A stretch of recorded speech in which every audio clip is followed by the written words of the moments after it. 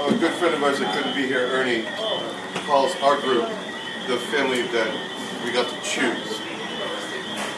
When I first met Kris and Megan, I met them at Dave and Amber's wedding, which was also a several-day event. And the first person I met was Kris, and I'll paraphrase to keep it polite. I'm the really crazy guy here, you should go and get a drink right now. Megan also went out of her way to make me feel really comfortable in a group in which I knew no one at the time, and now I consider them all family.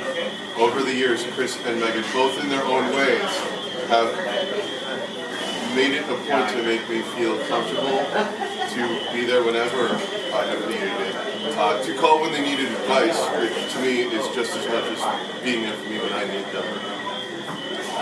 And on the whole, as this group grows, this family means more important to me than most of the things that I have in my life. And I'm super honored to be a part of the growing of this family and being a part of it.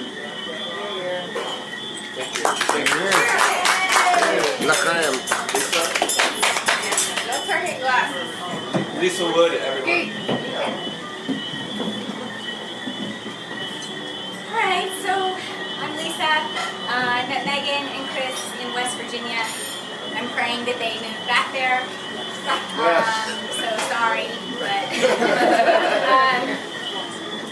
so I don't really have anything planned to say, which is very unlike me because I'm type A personality. I'm a pediatrician. I'm everything has to be, you know, exact. But I thought, well, being more like Megan and Kris, I'll just do it on the fly. So I want to tell you, when we first arrived in Antigua, Megan was like, well, just come with us in town. We have to go to the courthouse and fill out all this paperwork. And I'm like, no, maybe you and Kris should just go. And she's like, no, Kris wants you to come. You're coming. And I'm like, all right. So you guys are like the tropical flowers, and I am your little ant that's flying along with you. But that's fine. So I ride in the back of the cab with them for, I think we were gone for A couple hours. 3 hours. Yeah. But it was really nice because our cab driver, I forget his name, he's a very nice man. And on the way, driving to all the floral shop and the beach to see the ceremony site and the courthouse, he told us his story about he and his wife. And he says, oh, I've been married 37 years to the same woman, and it's been wonderful. Yes, great lady. He said she tells him that every day to her is Valentine's Day because of how he treats her and how she treats him.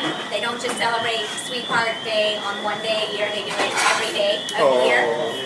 And he also said that the biggest thing about love or marriage is understanding your partner, understanding them, knowing them, and loving them. And he said, you know, the greatest thing for him was that he can wake up after 37 years and he looks at his wife and he says, I still love you. I still love you. And I think that's really important after all those years. You're perfect. Look at the one you love and say that and appreciate them and know them. And I just want to celebrate Megan and Kris. I love them like they're my brother and sister. They're my family. And I'm so happy for you both. No, we'll do it. Good. And to love Megan and Kris.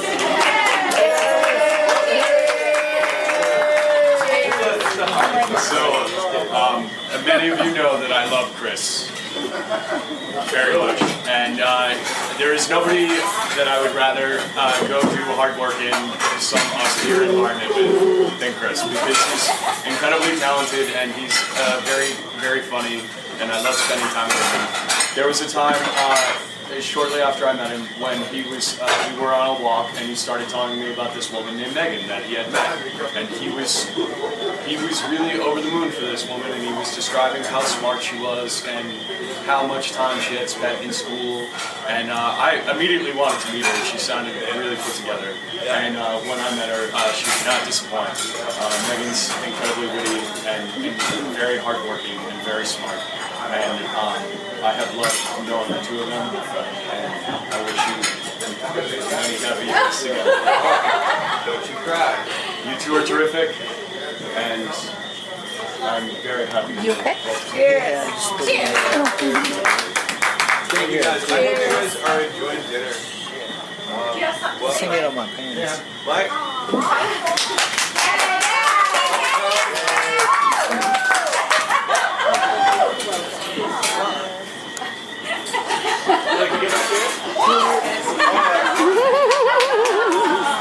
Julia's next. For those who don't know me, I'm the father of the bride.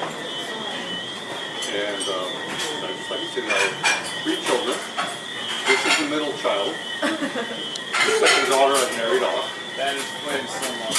And I'm very proud of all 3 of my children. Eric is the other one.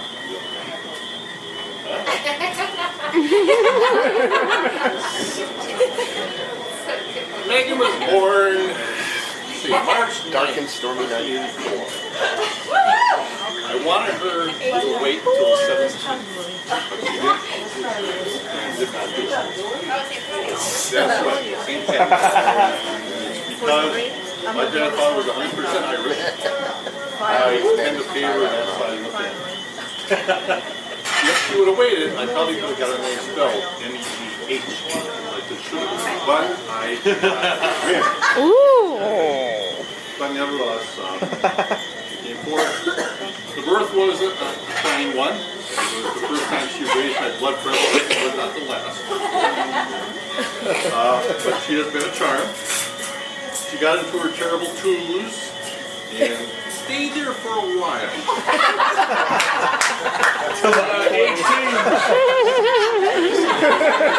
She'll be getting out next year. It'll be fine.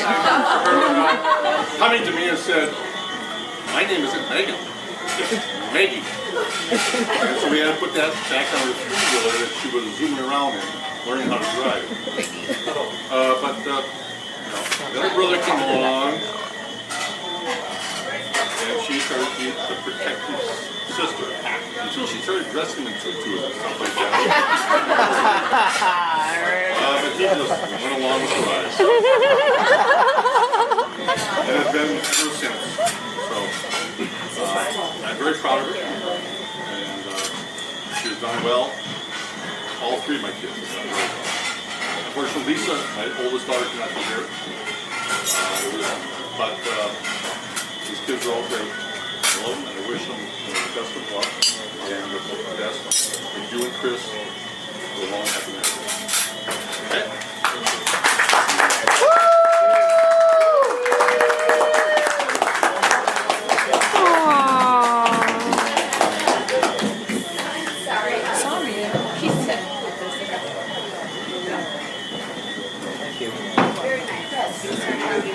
Oh, you're good. You're good.